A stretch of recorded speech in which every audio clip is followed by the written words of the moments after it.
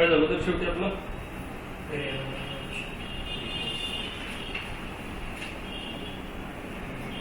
Variable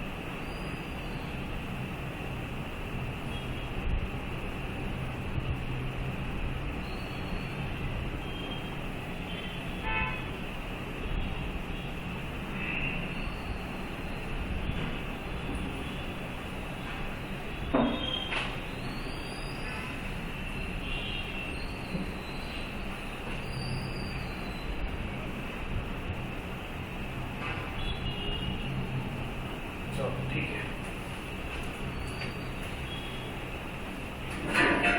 और तुमची exam सुरू आहे ना? तुमची नसेल ना?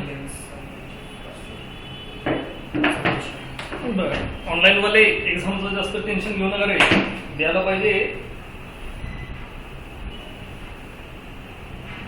एकच तास आपलं आजचं लेक्चर होईल तुमच्या एक्झामसाठी, अटेंड करून टाका।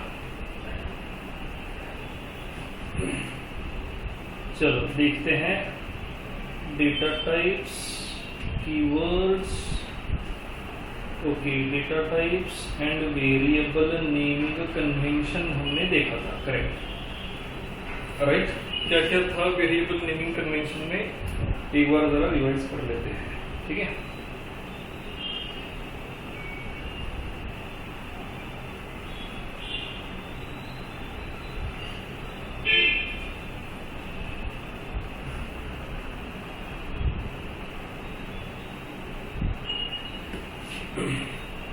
तो वेरिएबल में हमने देखा था पहले, व्हाट इज वेरिएबल।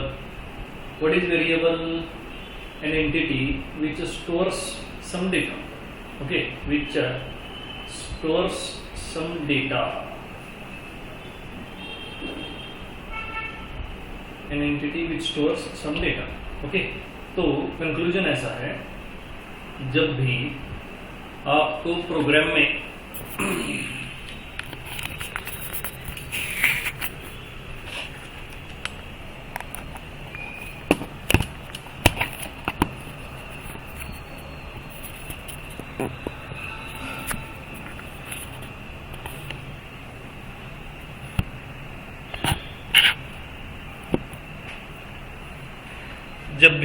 प्रोग्राम में कोई वैल्यू स्टोर करनी है, ओके, तब आपको वेरिएबल की ज़रूरत होगी, ठीक है। जब भी आपको कुछ स्टोर करना है, you need variable, right.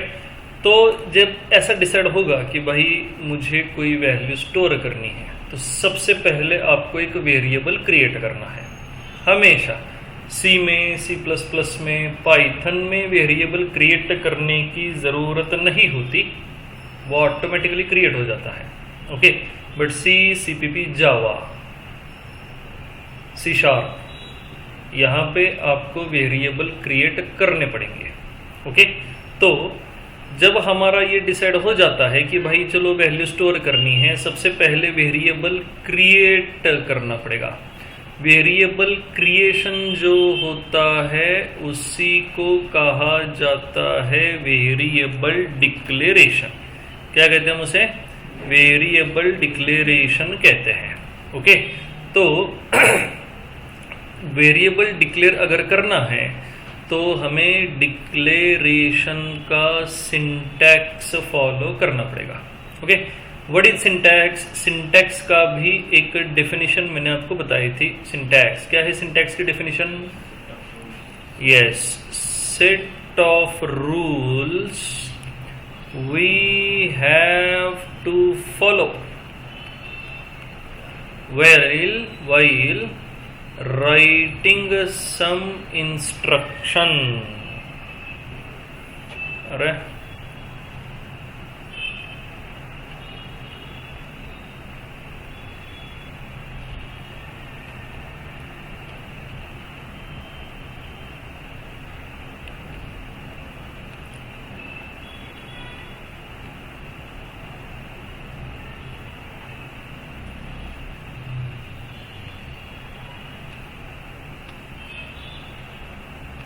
Online वाले बगर बाबा येते काय केलं आता?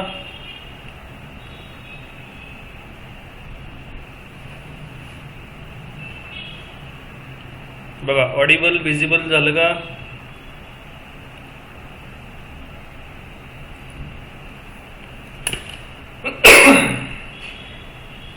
ओके ठीक है, तो हम देख रहे थे अभी सिंटैक्स। What is syntax? तो ये है set of rules we have to follow while writing some instruction. Okay, तो हम उसे कहते हैं syntax. So while declaring variable, वहां पर भी हमें सिंटैक्स फॉलो करना है। ओके, क्या था सिंटैक्स वेरिएबल डिक्लेरेशन का? तो सबसे पहले हमें डिसाइड करना है data type. Now as a programmer हमें पता होता है कि हम कौन सी वैल्यू स्टोर करने जा रहे हैं, उस हिसाब से हम क्या डिसाइड करेंगे? डेटा टाइप डिसाइड कर लेंगे। उस हिसाब से हम डेटा टाइप डिसाइड कर लेंगे। अब डेटा टाइप डिसाइड होने के बाद आपको वेरिएबल नेम डिसाइड कर देना है। Okay, variable name, you have to decide variable name.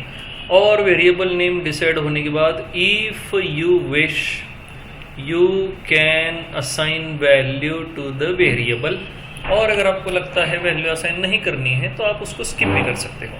ठीक है, और फिर at the end very compulsory क्या होना चाहिए? सेमीकोलन। सेमीकोलन को हम क्या कहते हैं? ये स्टेटमेंट टर्मिनेटिंग कैरेक्टर, इसे हम कहते हैं स्टेटमेंट टर्मिनेटिंग कॅरेक्टर। बाळांनो स्क्रीन विजिबल आहे का? जरा बघा बरं, ग्रुपवर एकदा मेसेज करा, इज स्क्रीन विजिबल? नाही, विजिबल और नॉट विजिबल असं जरा मेसेज करा बाळांनो, माझ्या लक्षात येईल।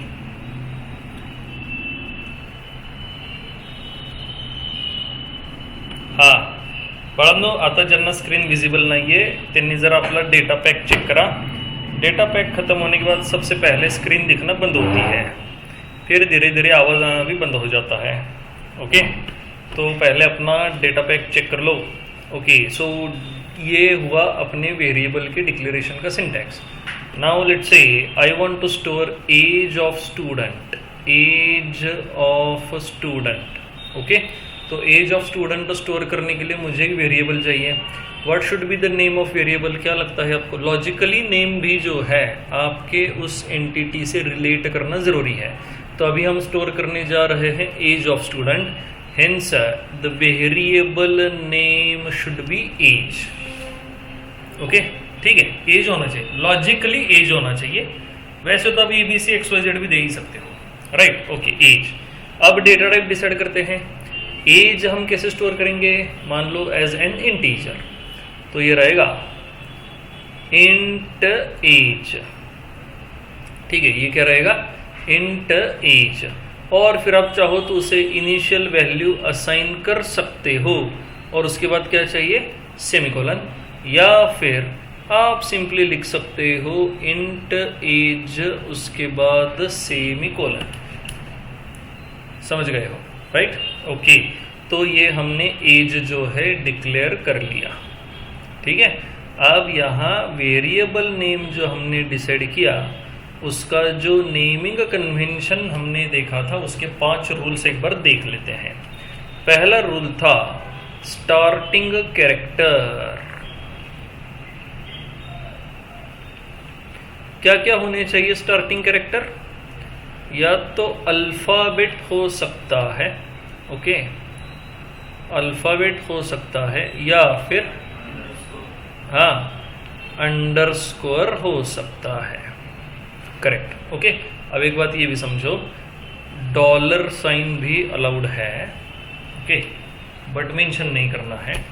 Dave C plus plus dollar sign allow कर देता है, हर बार अलाउड हो हर एडिटर में ज़रूरी नहीं है, बट सी का जो टेक्निकल बैकग्राउंड है वो कहता है अदर देन अंडरस्कोर कोई भी स्पेशल सिंबल अलाउड नहीं है, but Dev C plus plus में डॉलर भी काम करता है।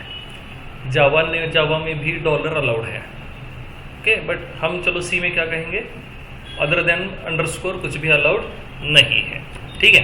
तो इसको बस याद रखना बस, ठीक है, ओके। तो स्टार्टिंग कैरेक्टर होना चाहिए alphabet and underscore. Second rule था डिजिट का, क्या रूल था डिजिट का, allowed but not at beginning, allowed है लेकिन बिगिनिंग में अलाउड नहीं है, ओके। तीसरा रूल था स्पेशल सिंबल्स, क्या कहता है स्पेशल सिंबल वाला rule, only underscore is allowed, no other special symbol is allowed in the name of variable, okay, only underscore is allowed.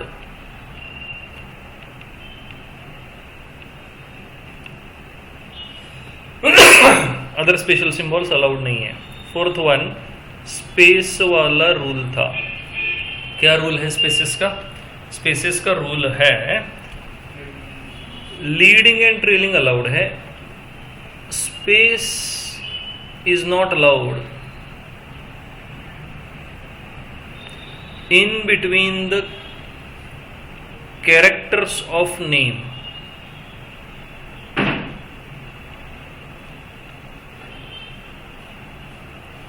Okay, in between allowed नहीं है, leading and trailing allowed है।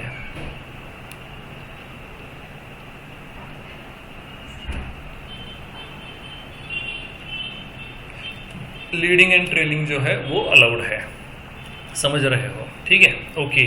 And what was the fifth rule, वो था keywords वाला, yes, can't be used as variable name,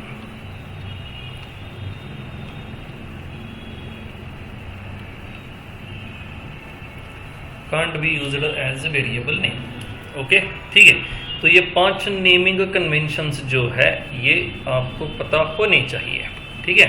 so we have 1 2 3 4 5 rules और variable naming conventions. तो variable कैसे declare होगा, कैसे यूज़ करना है, समझ गए हो। कौन कौन से डेटा टाइप्स हमने यूज़ किए थे वेरिएबल्स क्रिएट करने के लिए, चलो एक समझते हैं। तो एक हमने यूज़ किया है इंट, दूसरा हमने कौन सा यूज़ किया, char, then float and then double, yes. ये 4 डेटा टाइप्स हमने यूज़ किए हैं। There are some more data types also, but ये 4 बेसिक है, ओके। ज़रा इनकी मेमोरी रिवाइज कर लेते हैं। मेमोरी काउंट करने का यूनिट कौन सा हम यूज़ कर रहे हैं मैक्सिमम अभी, बाइट्स, हाँ बाइट्स, बिट्स के साथ काम नहीं करेंगे अभी, बाइट्स के साथ काम करेंगे।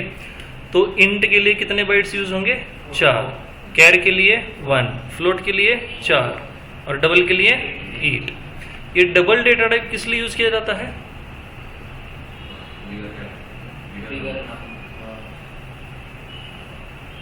और थोड़ा डिटेल, नंबर तो इंट भी होते हैं,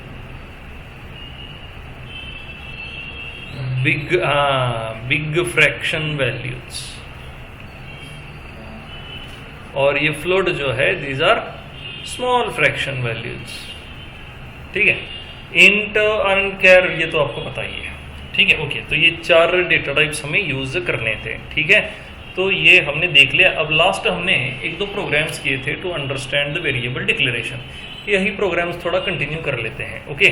तो बस हमारे पास अब क्वेश्चन रहेगा एंड अकॉर्डिंग टू क्वेश्चन हमें वेरिएबल्स डिक्लेयर करने हैं, ओके। तो जैसा मैंने कहा था आपको, आपका जो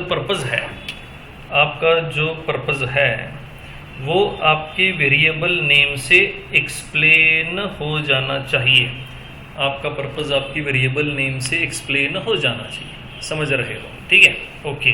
तो क्वेश्चन कहता है scan length and width of rectangle and find area and perimeter of rectangle. Okay, now for this question you have to declare the variables inside int main. Okay, int main के अंदर क्या करेंगे, variable declare करेंगे. शुरुआत कर लेते हैं चलो हैश इंक्लूड से. बस ये हैश इंक्लूड तब तक लिखना है जब तक हमें आदत नहीं हो जाती, mostly up to end of the first chapter. उसके बाद हैश इंक्लूड लिखने की जरूरत नहीं है, कोड करते वक्त कंपलसरी लिखना पड़ेगा. ठीक है, so hash include stdio.h then int main. ये जो टेम्पलेट मैं आपको बता रहा हूं इसको याद ही रख देना है. और फिर एंड में क्या रहता है, रिटर्न 0. और ये इंट मेन यहां कंप्लीट हुआ. ठीक है, डन. ओके, अब इंट मेन के अंदर चलो वेरिएबल्स डिक्लेयर कर लेते हैं. अब कौन कौन सी वैल्यूज की हमें जरूरत है जरा सोचते हैं. सबसे पहले कौन चाहिए, लेंथ एंड देन विड्थ चाहिए. ओके, तो ये दोनों की हमें जरूरत है, लेंथ एंड विड्थ. चलो बताओ ये इंटीजर होने चाहिए कि फ्रैक्शन, दोनों चल सकते हैं. Okay, if you go with maximum accuracy you need fraction. Okay, और बस हमें एग्जांपल सॉल्व करना है, we can go with int also. तो चलो फ्रैक्शन के साथ चलते हैं अभी. Okay, we need maximum accuracy. Okay, तो ऑनलाइन वाले हाई करवा बनो. तो वी हैव फ्लोट लेंथ, पहला वेरिएबल डिक्लेयर हुआ. एंड में क्या चाहिए, सेमीकोलन. देन फ्लोट विड्थ, दूसरा वेरिएबल डिक्लेयर हुआ. एंड में होना चाहिए सेमीकोलन. अब यहां मैंने आपको एक रूल बताया था, देखो, if multiple variables have same data type, तो आप उन्हें सिंगल लाइन में एक ही डेटा टाइप के आगे मेंशन कर सकते हो. बार बार डेटा टाइप मेंशन करने की जरूरत नहीं है. तो ये जो दो डिक्लेरेशंस है ये आप इस तरह से भी कर सकते हो. देखो, फ्लोट लेंथ कॉमा चाहिए, these R comma separated declarations. Length comma क्या होगा फिर, विड्थ एंड देन सेमीकोलन, बहुत ज्यादा कंपलसरी.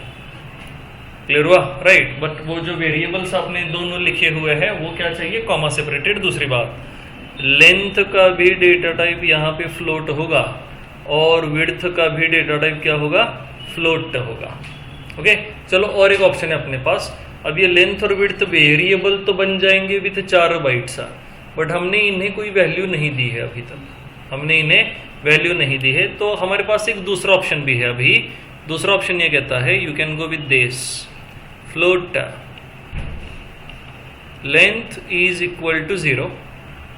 देखा था ना हमने सिंटैक्स में, इक्वल टू 0, वैल्यू असाइन करना ऑप्शनल है, comma width is equal to 0. और फिर एंड में कौन चाहिए, यस. तो ये वाला एक ऑप्शन भी अपने पास अवेलेबल होगा. ऑनलाइन वाले हाई करा सगळे.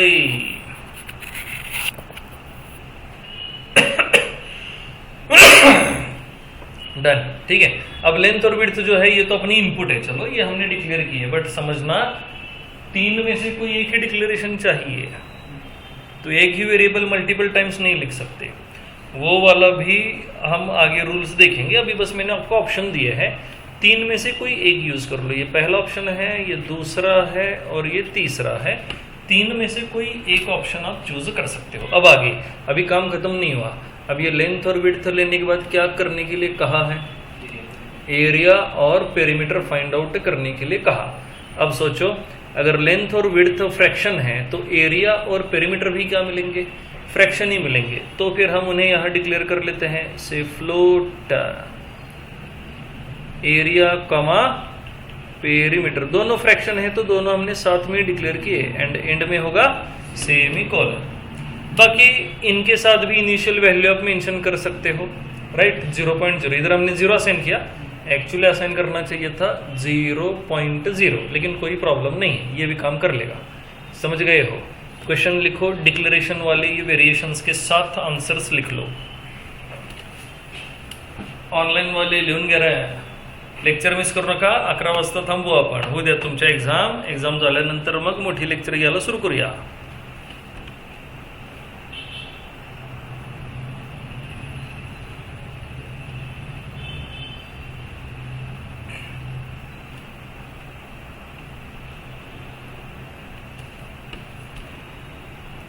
दिसते का रे? एक्झाम झाल्यानंतर एखाद्या लेक्चरला ऑफलाईन भेटा.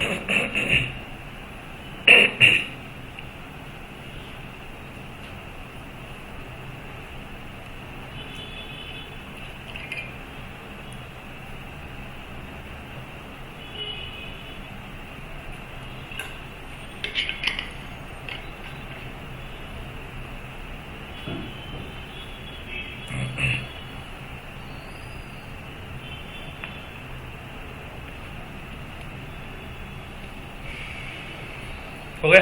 ओके, चलो next question.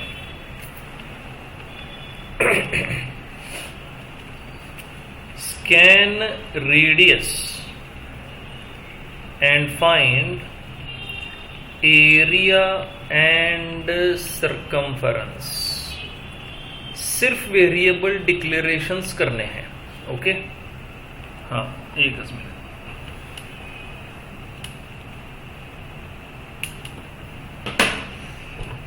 Area and circumference कर लो.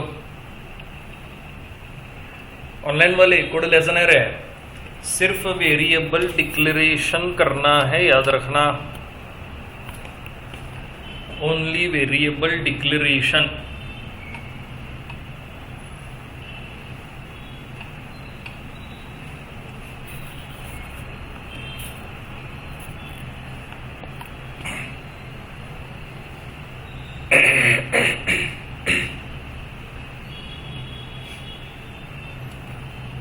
हैश इंक्लूड से लिखना शुरू कर दो.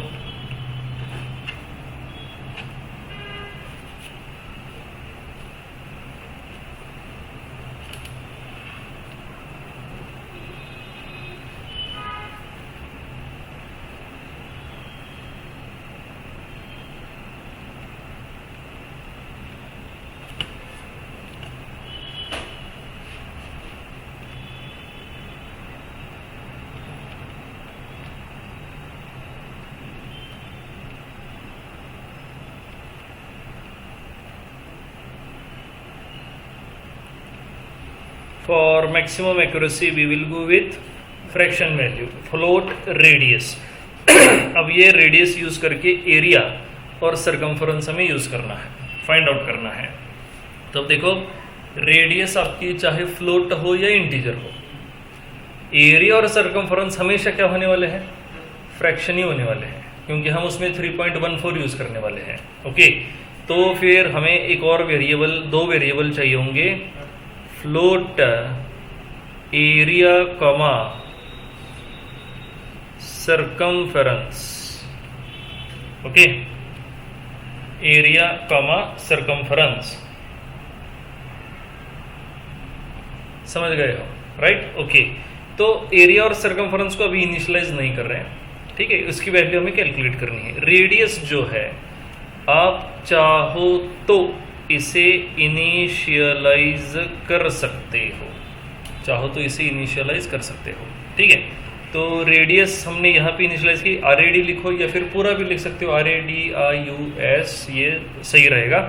अब इधर एक कॉमन क्वेश्चन क्या रहता है कि रेडियस हुआ, एरिया हुआ, सरकमफेरेंस हुआ, और हर कैलकुलेशन में हम जो यूज करने वाले हैं दैट इज वैल्यू ऑफ पाई. क्या इस पाई के लिए कोई वेरिएबल डिक्लेयर करने की जरूरत है? And the answer is no. Pi जो है वो यूनिवर्सल कांस्टेंट है. और यूनिवर्सल कांस्टेंट के लिए वेरिएबल डिक्लेयर करने की ज़रूरत नहीं है, हमें वो पता होता है, तो हम उसे डायरेक्ट एक्सप्रेशन में यूज़ करते हैं 3.14। बट इफ़ यू विश आप वेरिएबल डिक्लेयर कर ही सकते हो। वेरिएबल डिक्लेयर करने पे कोई पाबंदी नहीं है। कंपाइलर ये नहीं कहेगा कि भाई ये तो यूनिवर्सल कांस्टेंट है, इसके लिए वेरिएबल कैसे डिक्लेयर किया, ये बिल्कुल नहीं कहेगा। बट 4 बाइट्स आप यूटिलाइज भी करोगे। अब ज़रूरत नहीं है ना 4 बाइट्स यूटिलाइज करने की, स्टोर क्यों करना है जबकि हमें पता है कि ये यूनिवर्सल कांस्टेंट है, ये चेंज नहीं होने वाला, ये चेंज नहीं होने वाला। ओके, इसलिए पाई जो है हम डिक्लेयर नहीं करने वाले। समझ गए? ओके, चलो आगे। नेक्स्ट क्वेश्चन है, write a program to find simple interest. कर लो। अब यहां क्या स्टोर करना है और क्या डिक्लेयर करना है, ये आपको सोचना होगा।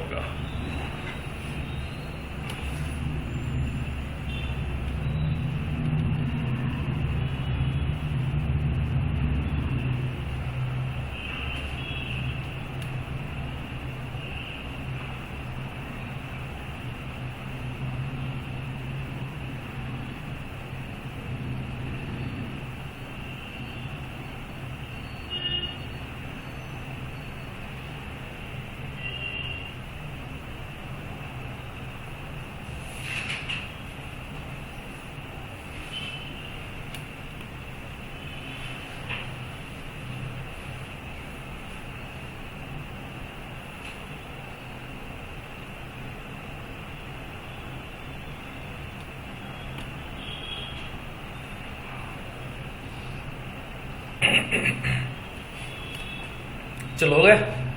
Okay, let's say. तो हैश इंक्लूड आपने लिखा होगा। अब मैं इंट मेन से शुरू कर रहा हूँ। इंट मेन ऑनलाइन वाले वगैरह लक्ष्य ठेवा। इंट मेन, अब हमें किस किस की ज़रूरत है सिंपल इंटरेस्ट के लिए? प्रिंसिपल अमाउंट चाहिए, ओके, इंटरेस्ट रेट चाहिए, और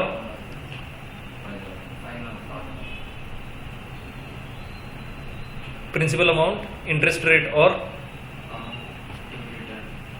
नंबर ऑफ ईयर्स।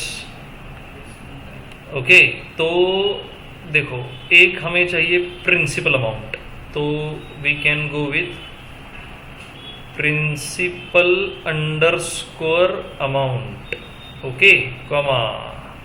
दूसरा कौन चाहिए हमें? टाइम पीरियड, या फिर you can say interest rate. पर इंटरेस्ट रेट के बारे में सोचते हैं। टाइम पीरियड जो है वो भी इंटीजर हम कंसीडर कर सकते हैं, ओके, नंबर ऑफ ईयर्स यानी टाइम पीरियड। अब रही बात इंटरेस्ट रेट की, तो वो हमें कंपलसरी क्या रखना पड़ेगा? फ्लोट रखना पड़ेगा, क्योंकि वो फ्रैक्शन वैल्यू होती है। So I will declare here float interest rate, semicolon. Okay, अब ये 3 जो है ये अपने इनपुट रहे। इन तीनों को यूज करके क्या फाइंड आउट करना है? सिंपल इंटरेस्ट फाइंड आउट करना है। तो वो जो सिंपल इंटरेस्ट है, अब वो इंटीजर होगा कि फ्रैक्शन होगा? ऑनलाइन वाले क्या लगता है आपको, इंटीजर रहेगा कि फ्रैक्शन? सिंपल इंटरेस्ट जो वैल्यू कैलकुलेट होगी, उस वैल्यू में ये तीनों फील्ड्स यूज होने वाले हैं, ये तीनों। तो ये 3 फील्ड्स यूज करके जो फाइनल अमाउंट क्रिएट होगी वो फ्रैक्शन वैल्यू होगी कि इंटीजर? फ्रैक्शन होनी चाहिए ना। ये इंटरेस्ट रेट क्या है? फ्लोट है। तो फाइनल जो कैलकुलेशन होगा वो भी फ्रैक्शन ही रहेगा। तो सिंपल इंटरेस्ट जो हम डिक्लेयर करेंगे वो भी फ्लोट होना चाहिए, सिंपल इंटरेस्ट। और ये हो चुका डिक्लेरेशन ऑफ वेरिएबल्स। क्लियर हुआ? ऑनलाइन वाले बगैर बाबा ने समझ लेगा कैसे वेरिएबल्स हम डिक्लेयर कर रहे हैं। क्लियर हुआ?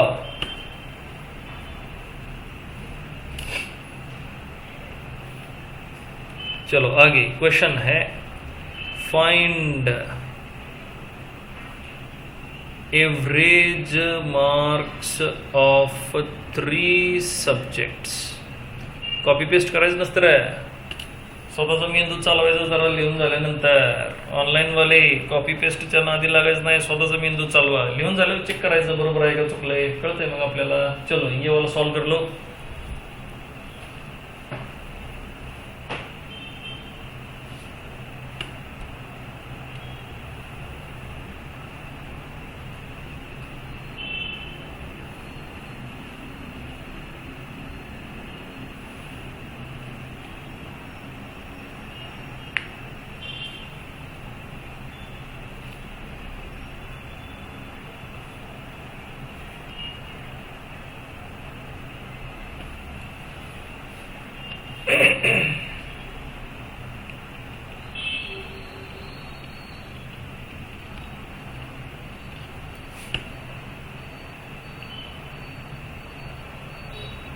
सिर्फ वेरिएबल्स डिक्लेयर करने हैं, कहीं भी प्रोग्राम नहीं करना है.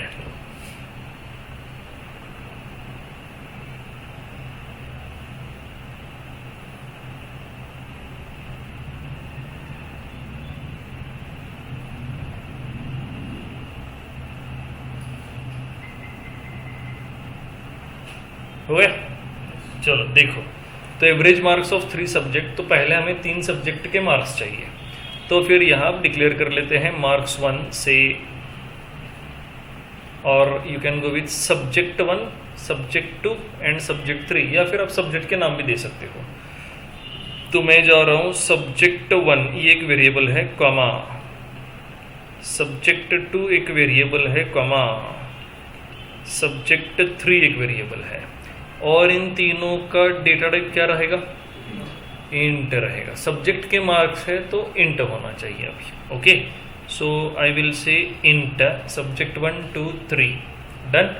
और इसके बाद हमें इनका एवरेज फाइंड आउट करना है. अब एवरेज जो है वो क्या हो सकता है बताओ? फ्लोट होना चाहिए, राइट. मैक्सिमम एक्यूरेसी के लिए फ्लोट होना चाहिए. So I will declare float AVG, और ये मेन फंक्शन यहाँ कंप्लीट हो गया. क्लियर है? ठीक है, राइट. ओके, तो कैसे वेरिएबल्स डिक्लेयर करने हैं ये बात समझ गए हो. ठीक है, अब वेरिएबल के कुछ और भी रूल्स हैं, वो रूल्स भी ज़रा समझ लेते हैं. ओके, तो क्या क्या रूल्स है देखो. पहला है वैल्यू असाइनमेंट वाला एक रूल है. दूसरा declaration of multiple times. Okay, तो ये 2 रूल्स जो है ये हमें समझने हैं कि वैल्यू असाइनमेंट जो है, जो हम वेरिएबल में वैल्यू स्टोर करने वाले हैं, उसका क्या रूल है, और डिक्लेरेशन ऑफ मल्टीपल टाइम्स वाला क्या रूल है. ये बस 2 ही चीज़ें हमें समझनी है. ओके, चलो वैल्यू असाइनमेंट देखते हैं. वैल्यू असाइनमेंट में समझो, 1 variable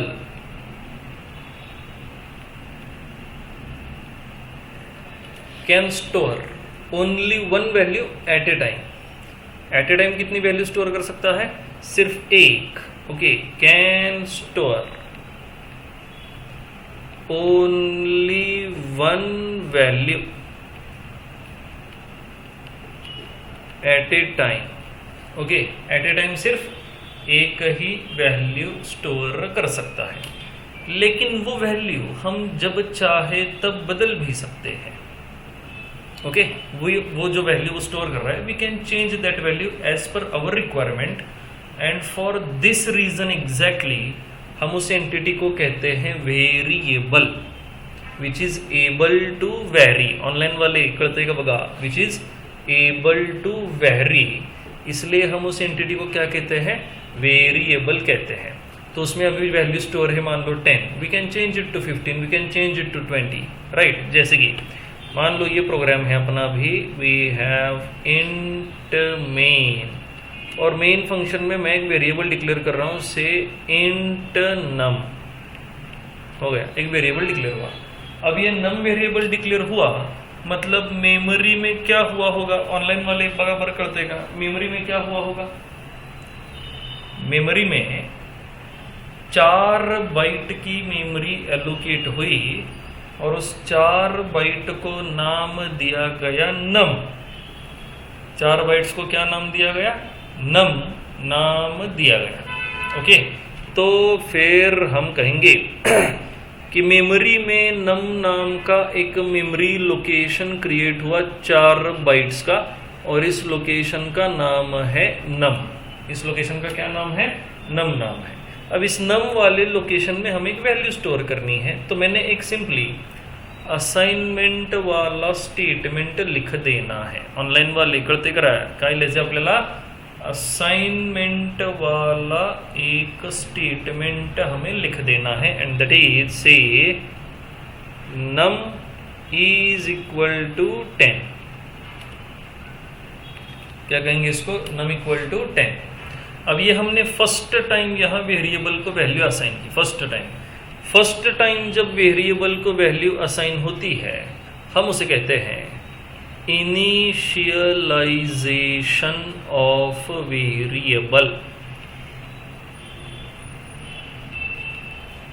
first time assignment.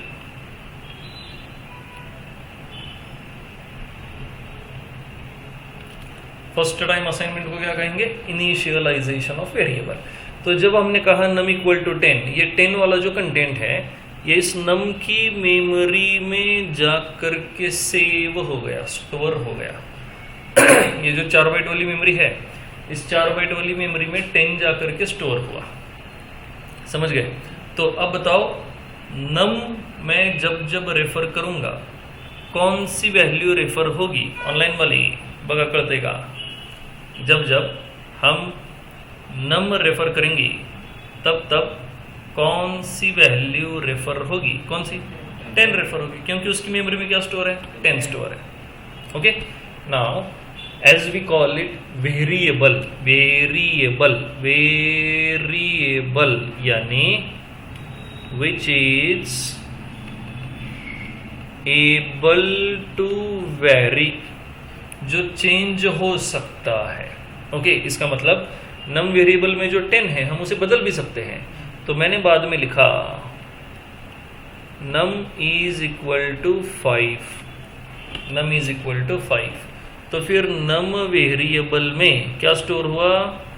5 store हुआ। नम वेरिएबल में 5 स्टोर हुआ। क्लियर हुआ? राइट। तो नम इक्वल टू 5 में जब हमने 5 असाइन किया, 10 गया और 10 की जगह किसने ली? 5 ने ले ली। समझ रहे हो नहीं? 10 और 5 दोनों एक साथ नहीं रह सकते। दो अलग अलग वैल्यूज एक साथ एक वेरिएबल में नहीं रह सकते। ओके, एक वेरिएबल में एक ही वैल्यू स्टोर होगी। तो अभी नम को असाइन हुआ 5। अब इसको क्या, ये वाले स्टेटमेंट को क्या कहेंगे? इसे, ये फर्स्ट टाइम जो वैल्यू असाइन की थी उसे हमने इनिशियलाइजेशन कहा। आफ्टर दैट जब हम असाइनमेंट करते हैं वी कॉल इट री इनिशियलाइजेशन। री इनिशियलाइज हुआ हमारा नम वेरिएबल। तो अभी नम वेरिएबल की वैल्यू क्या है? 5। Now if I want to store 15 in num, can I do that? Yes. तो मैं फिर से इधर लिखूंगा क्या? Num is equal to 15। अब ये 5 जाएगा और 5 की जगह 15 आएगा। 5 जाएगा, 5 की जगह 15 आएगा। समझ गए हो? ठीक है, ओके। तो इस तरह से हम अपने वेरिएबल की वैल्यू बदल सकते हैं, इसलिए हम उसे क्या कहते हैं? वेरिएबल। आप जितनी चाहो उतनी बार वेरिएबल की वैल्यू बदल सकते हो, नो प्रॉब्लम एट ऑल। समझ गए हो? तो क्या क्या रूल एक्सप्लेन हुए यहाँ पे? One variable can store only one value at a time. Second rule कहेगा you can change value of variable as per your requirement, hence we call it variable, an entity which is able to vary. समझ गए? First time जब value assign करेंगे उसे, तो हम उसे क्या कहेंगे? Variable initialization. सेकंड टाइम जब असाइन करेंगे या फिर उसके आगे जब असाइनमेंट करेंगे वी कॉल इट री इनिशियलाइजेशन ऑफ वेरिएबल। बट इसकी हमें जरूरत नहीं है। इनिशियलाइजेशन आप समझ गए तो भी काफी है। क्लियर हुआ? राइट। चलो नोट कर लेते हैं, लिखो ऊपर टाइटल दो, some other rules we have to follow for variable. Some other rules we have to follow for variable. पहला लिखो value assignment rules.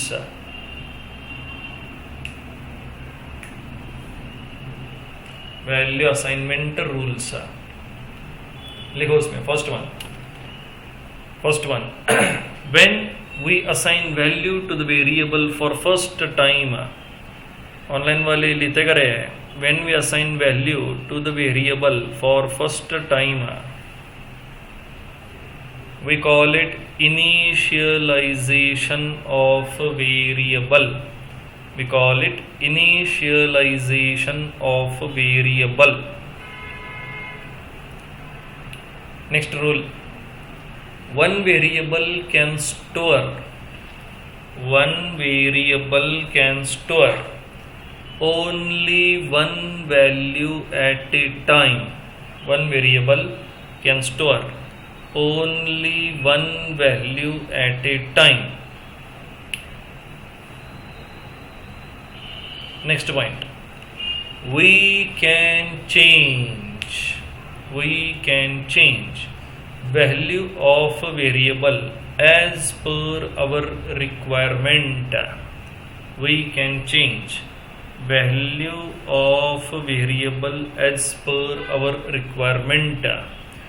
Hence we call this entity a variable. Hence we call this entity a variable, comma, an entity which is able to vary, और oblique करके change लिखो, vary मतलब change, an entity which is able to vary or change.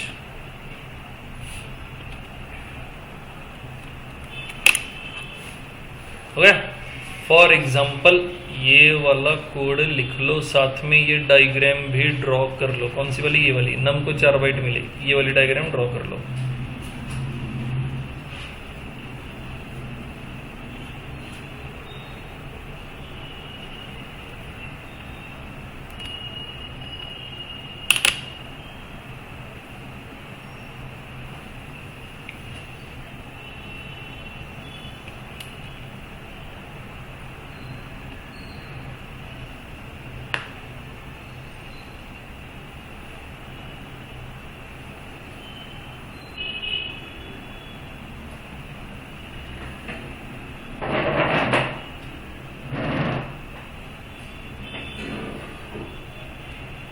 सकाळी कॉलेजचा time काय असते तुमचा? 9 ते 5, 8 ते 5।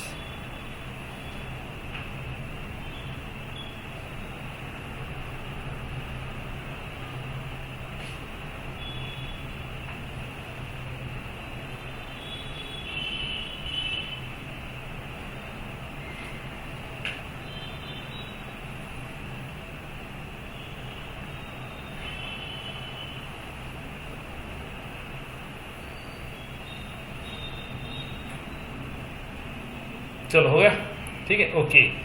अब दूसरा है उसका डिक्लेरेशन वाला रूल।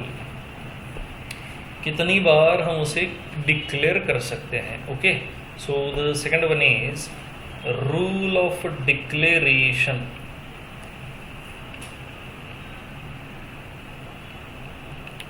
अब रूल ऑफ डिक्लेरेशन के लिए एक फंडा समझो, स्कोप वाला फंडा कहते हैं उसको। ऑनलाइन वाले दिसते करे काहीतरी मी अर्धाच दिसतोय का? बरं असू द्या, ठीक है। तो रूल ऑफ डिक्लेरेशन क्या कहता है? देखो, इसके लिए आपको स्कोप जो है उसे समझना होगा। You have to understand the scope. अब क्या होता है scope?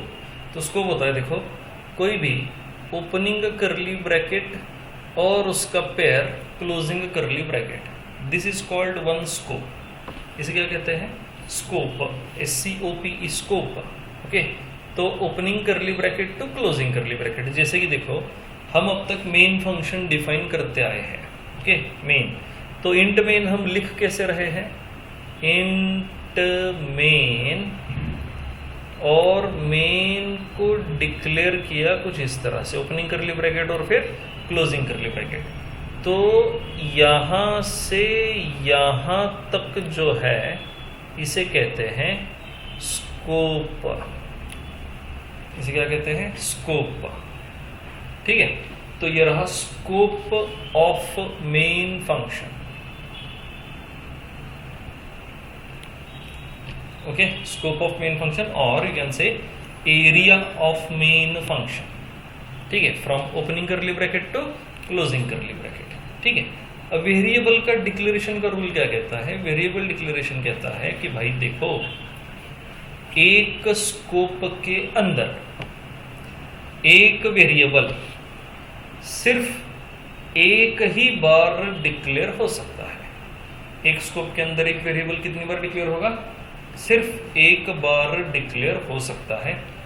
More than once declare करने जाओगे, कंपाइलर भाई साहब जनरेट्स एरर। ओके, याद आ रहा है ना? कंपाइलर, और दूसरा कौन है? एग्जीक्यूटर। ओके, तो कंपाइलर जो है वो एरर जनरेट करेगा। तो पहला रूल कहता है one variable can be declared only once in one scope, or you can say or in same scope more than one variables or say two or more variables cannot have same name. Two or more variables cannot have same name in same scope. If we change their scope, अगर हमने उनके scope change कर दिए फिर उनके नाम same हो सकते हैं। Okay, so we will say two और मोर वेरिएबल्स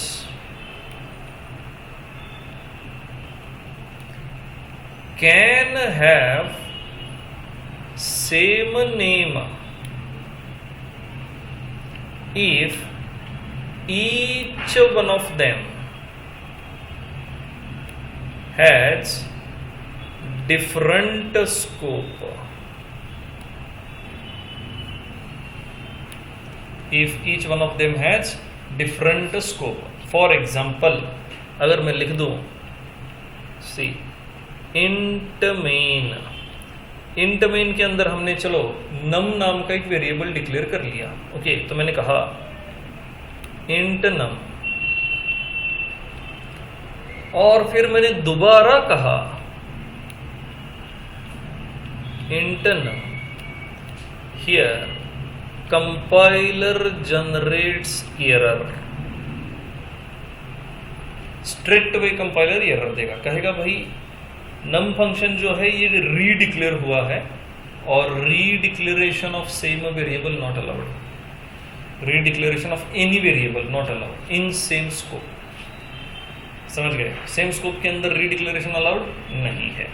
ठीक है, अब दूसरा एग्जांपल देखते हैं। फिर कई बार ऐसा डाउट आता है, ऐसा क्वेश्चन आता है कि सर अगर ऐसा रहा, चलो इंट मेन इंट नम है, ठीक है, लेकिन अगर मैं ये कर दूं इंट नम सेमीकोलन फ्लोट नम,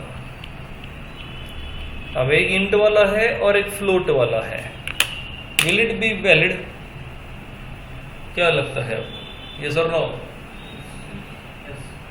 मतलब मान लो दो अलग अलग बिल्डिंग है, इस वाली बिल्डिंग में 4 फ्लोर है, इस वाली बिल्डिंग में 3 फ्लोर है, इसका कलर ग्रीन है, इसका कलर व्हाइट है, दोनों बिल्डिंग का नाम दिया पीआईसीटी कॉलेज, चलेगा?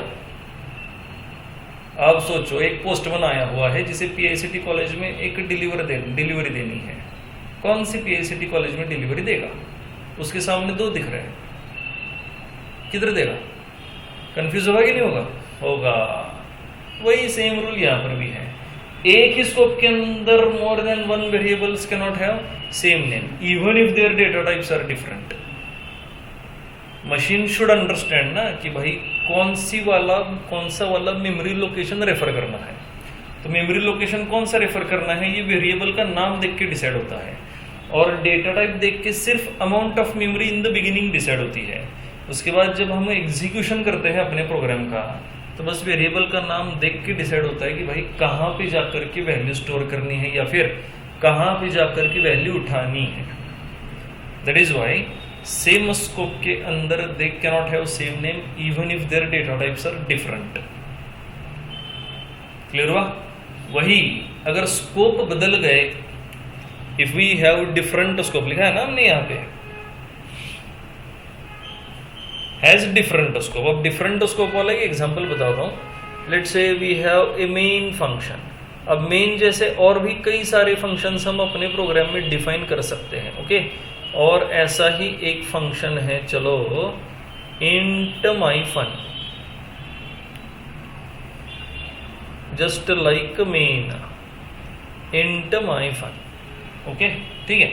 तो इंट मेन के अंदर इंट ए मैंने डिक्लेयर किया, ओके वैलिड, और माई फन के अंदर मैंने इंट ए डिक्लेयर किया, okay that is also valid. कि पुणे में एक पीआईसीटी कॉलेज है और मुंबई में एक पीआईसीटी कॉलेज है, एब्सोल्युटली डिफरेंट। जब एड्रेस रेफर किया जाएगा तो पीआईसीटी पुणे लिखा जाएगा या फिर पीआईसीटी मुंबई लिखा जाएगा, और फिर अकॉर्डिंगली डिलीवरी वहां तक पहुंच जाएगी। कोई कंफ्यूजन है? बिल्कुल नहीं। लेकिन आमने सामने रहेंगे तो फिर प्रॉब्लम है। क्लियर होगा नहीं? आमने सामने यानी सेम स्कोप में, पुणे मुंबई यानी डिफरेंट स्कोप में। डन, ठीक है। तो ये जो स्टेटमेंट है ये वैलिड है if they are in different scope. Here a is declared 2 times, still it is valid because it is in different scopes. One A is in main scope, another A is in my fun scope. Clear हो गई बात? ठीक है, variable declaration समझ गए हो, scope वाला फंडा क्लियर हो गया। तो दो वेरिएबल का नाम सेम होने के लिए क्या रूल फॉलो करना है? दोनों के दोनों अलग अलग स्कोप में डिक्लेयर होना जरूरी है। एक ही स्कोप में रहेंगे तो दो वेरिएबल का नाम सेम नहीं हो सकता। क्लियर हुआ? राइट, चलो नोट कर लो।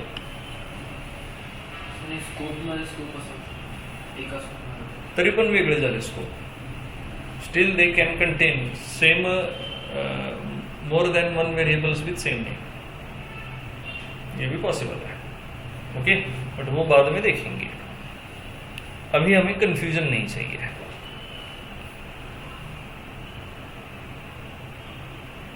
ये लिख लो, रूल्स ऑफ डिक्लेरेशन। और स्कोप का मतलब क्या मैंने बताया था वो भी नोट कर लेना। स्कोप मतलब opening curly bracket to closing curly bracket, that is called scope. और बाकी पूरी नोट यहाँ सामने आपके है विथ एग्जांपल्स। ये इधर वैलिड क्यों है ये बस आपको नोट कर देना है।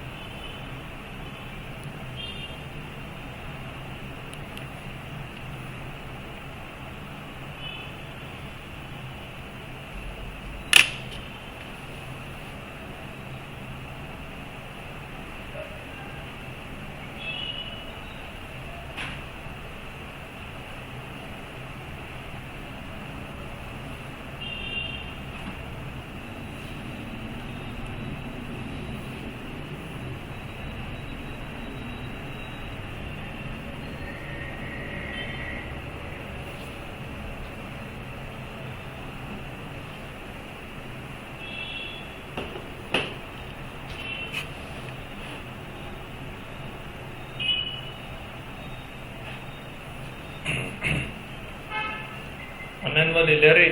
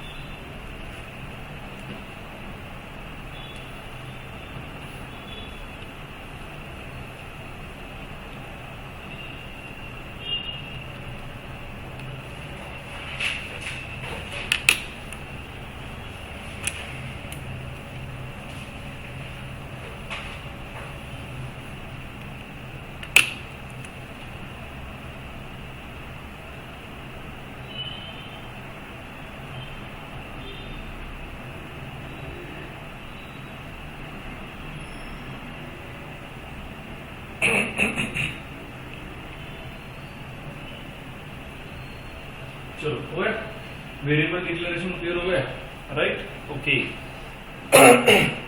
अब आगे चलते हैं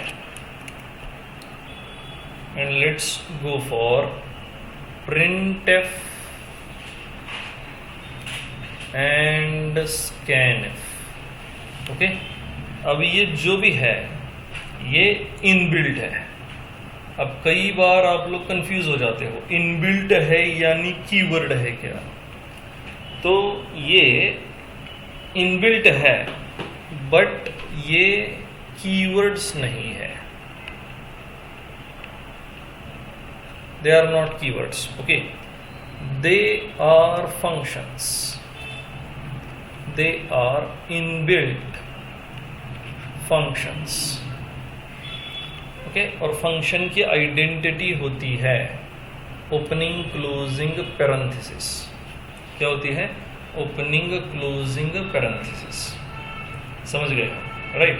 अब जिसके आगे ओपनिंग क्लोजिंग पैरेंथेसिस रहेगा और ये जो वर्ड है ये वर्ड होना चाहिए नॉन कीवर्ड, ओके। तो scanf कीवर्ड नहीं है, printf भी कीवर्ड नहीं है और उसके आगे पैरेंथेसिस है, तो फिर हम इन दोनों को कहेंगे फंक्शंस। क्या कहेंगे इन दोनों को? फंक्शंस। अब डिटेल में फंक्शंस आगे पढ़ेंगे, 5th चैप्टर में फंक्शन पूरा डिटेल में पढ़ेंगे। अभी बस ये समझो printf scanf are not keywords, they are functions, और वो इनबिल्ट है। क्या है? इनबिल्ट है, ठीक है। इन फंक्शंस को अगर यूज करना है तो फिर हमें ऊपर वो स्टेटमेंट लिखना पड़ता है, कौन सा वाला? Hash include stdio.h। तो इसका कनेक्शन इन दोनों के साथ है, इन दोनों को यूज करना है तो ये आपको लिखना है। अगर इन दोनों को यूज नहीं कर रहे हो तो नहीं लिखोगे तो भी हो जाएगा, लेकिन अगर printf scanf नहीं यूज करोगे तो प्रोग्राम में हम आउटपुट दिखा नहीं सकते, और अगर आपका प्रोग्राम आउटपुट नहीं दिखा सकता तो वो यूजलेस है, समझ रहे हो?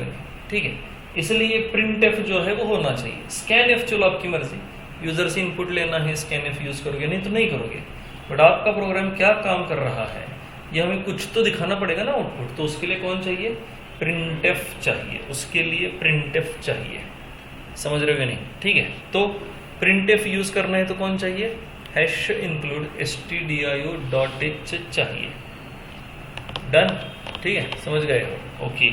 तो अब किस लिए कौन यूज होगा ये समझते हैं। printf जो है ये यूज किया जाता है to print output on output window, और इस आउटपुट विंडो को ही हम कहते हैं कंसोल। क्या कहते हैं इसको? कंसोल। वो जो ब्लैक कलर की एक विंडो आएगी ना आउटपुट वाली, मैंने शायद इन द बिगिनिंग में आपको दिखाया था printf वाली केस में, that is called console, okay. तो printf हम यूज करते हैं कंसोल पे आउटपुट प्रिंट करने के लिए। और जो दूसरा है scanf, ओके। तो ये scanf हम यूज करते